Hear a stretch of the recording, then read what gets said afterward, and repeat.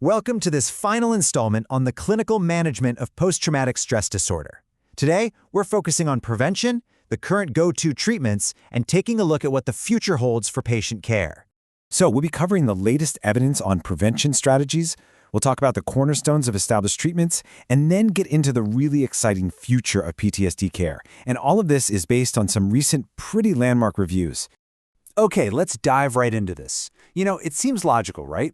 The goal should be to prevent PTSD from ever happening in the first place. But here's the thing. Despite that clear link between a traumatic event and the disorder, actually stopping its onset has proven to be an immense challenge. And this statement from the source literature really just says it all. The research is very clear on this. Progress in prevention has been, well, disappointing so far. And that makes this an absolutely critical and urgent area for future study. Now, this slide is fascinating because it lays out just how limited the evidence really is. So, before an incident happens, only one intervention, that's attention bias modification training for combat trauma, has shown any statistical significance.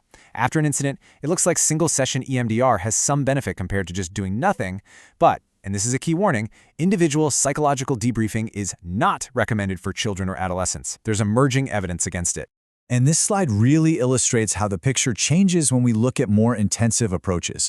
For people who are already showing some emerging symptoms, what's called indicated prevention, there's actually stronger evidence for things like stepped care and brief trauma-focused CBT. On the flip side, though, when you look at pharmacological options, they are extremely limited. Right now, hydrocortisone is the only drug that's been shown to be better than a placebo in emerging prevention studies. So what's the bottom line here? It's this. Until we develop and rigorously test more effective preventative interventions, the absolute best path forward is a two-pronged approach. First, provide practical, empathic support for trauma survivors, and second, raise societal awareness so we can identify people who need evidence-based treatment as early as possible. Okay, so now let's pivot to treatment. Unlike the really difficult terrain of prevention, the evidence base for treating established PTSD is much, much stronger. This is where clinical practice is standing on much firmer ground. The consensus from systematic reviews and major clinical guidelines is incredibly clear. Psychological therapies, they are the undisputed cornerstone of care.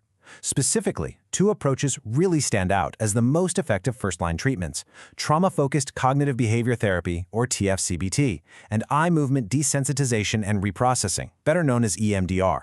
Now, medications do have a role, but they generally have smaller effect sizes and are less strongly recommended.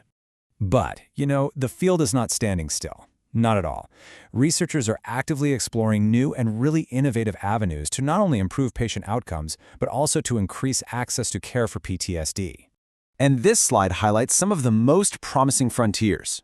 We're seeing strengthening evidence for MDMA-assisted psychotherapy, which is this fascinating combination of a pharmacological agent with therapy to potentially enhance how traumatic memories are processed.